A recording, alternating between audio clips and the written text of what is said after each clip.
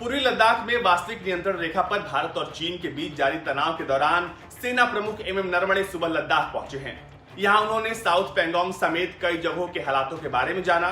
सेना प्रमुख का ऐसे वक्त में लद्दाख जाना किन किन मायनों में खास है, ये आज हम आपको बताएंगे। नमस्कार, मैं हूं अजीत और आप देख रहे हैं भारत तक। सेना प्रमुख नरवणे लद्दाख की मौजूदा स्थिति को जानने के लिए लद्दाख पहुंचे हैं।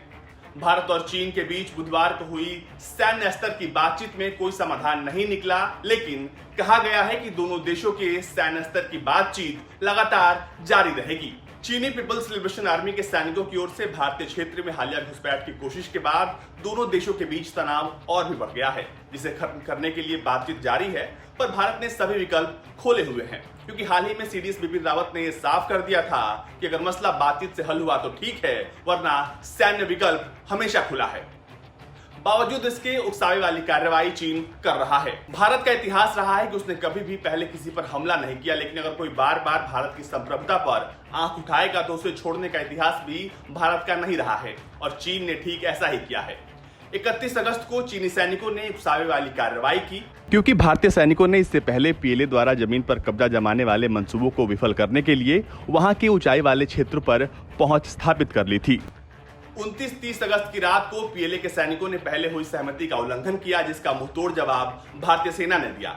सेना प्रमुख का लद्दाख पहुंचना इस बात की ओर भी इशारा कर रहा है कि चीन किसी भी तरह की हिमाकत करता है तो उसका माकूल जवाब दिया जाएगा, फिर चाहे वो सैन्य कार्रवाई ही क्यों न हो।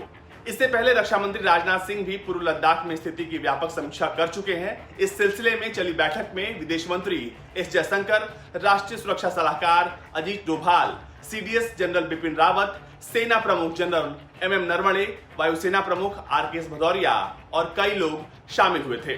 बताया गया था कि लगभग 2 घंटे तक चलने वाली इस बैठक में यह निर्णय लिया गया था कि भारतीय सेना वास्तविक नियंत्रण रेखा के साथ साथ सभी संवेदनशील क्षेत्रों में अपना आक्रामक रूप जारी रखेगी, ताकि चीन के किसी भी दुस्साहस से प्रभावी ढंग से निपटा जा सके। वहीं चीन की उकसाने वाली कार्रवाई को नाकाम करने के कुछ दिनों बाद भारत ने पैंगोंग सो इलाके के दक्षिणी तट पर सामरिक रूप से महत्वपूर्ण कम से कम 3 चोटियों पर अपनी उपस्थिति और मजबूत की है।